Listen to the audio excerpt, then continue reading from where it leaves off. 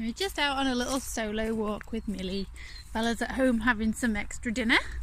She's got some nice lamb ribs that she's having a munch on at the moment. So I brought Millie out so that Bella can have some peace while she eats those, because Millie the dustbin always wants everybody's dinners when she's not got any. We don't want Bella getting annoyed at her. And it's good for Millie to get out and just have some extra enrichment and one-to-one time with me. She's still young, so it's going to be hard for her not being the centre of attention once the puppies arrive. So I'm trying to pop in some extra work with her now, so that hopefully that'll make things a bit easier when I've got my hands full of puppies. Millie, she's just over a year old now, so she's very much in the throes of adolescence, which means she can be a little bit deaf sometimes, even when she knows what's being asked of her. And it's not because she's intentionally being naughty as such. It's her hormones are taking over, and her thinking brain isn't kicking in, or at least not straight away.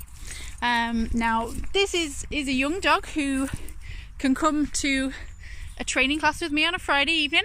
Millie, come on, puppy, come on, leave it. That's poo, lovely.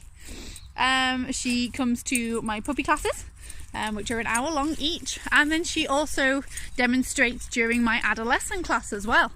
And so that's three long hours of her having to concentrate and being a very good girl, and she does fantastically with it, which is wonderful. But that's in an enclosed environment, in class, inside a hall, not so many distractions. Whereas out and about on the fields like that now, there's a lot of smells. We've got mice, there's rabbits, there's foxes, there's all sorts of birds and voles and all sorts of things that she wants to stick her nose in. Lots of sounds, all the smells from the horses. And there's manure that she likes to eat and roll in, generally be a bit stinky. So we come out and we put in some practice. We practice her recall, which is why she's got her nice long line with her at the moment.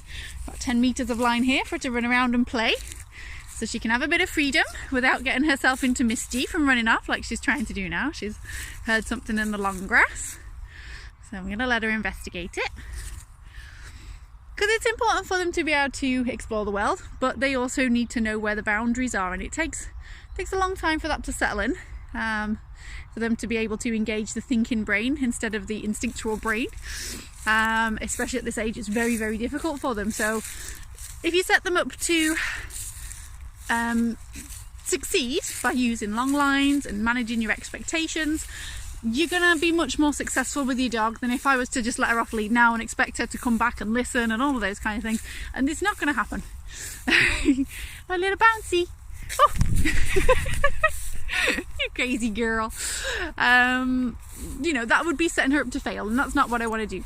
The way they learn is by having successful training interactions, so that when I ask her to come and she comes and she gets rewarded for that, she's going to learn from that. If I ask her to come and she doesn't come, she's not going to learn anything from that at all, apart from I don't really need to listen, which is not what I want to teach her.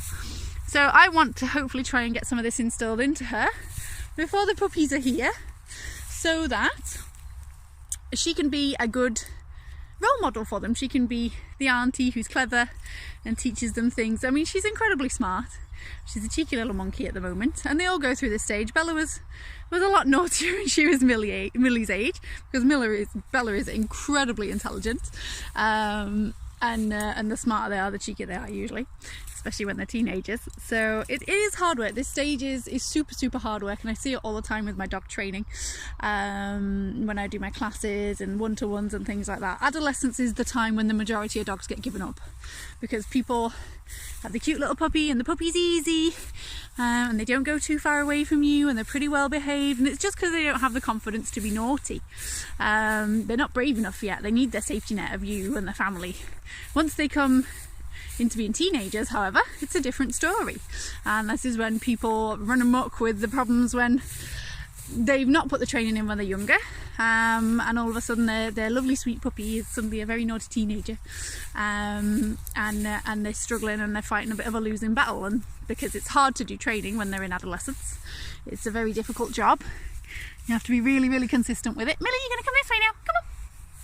Come on, there's a good girl.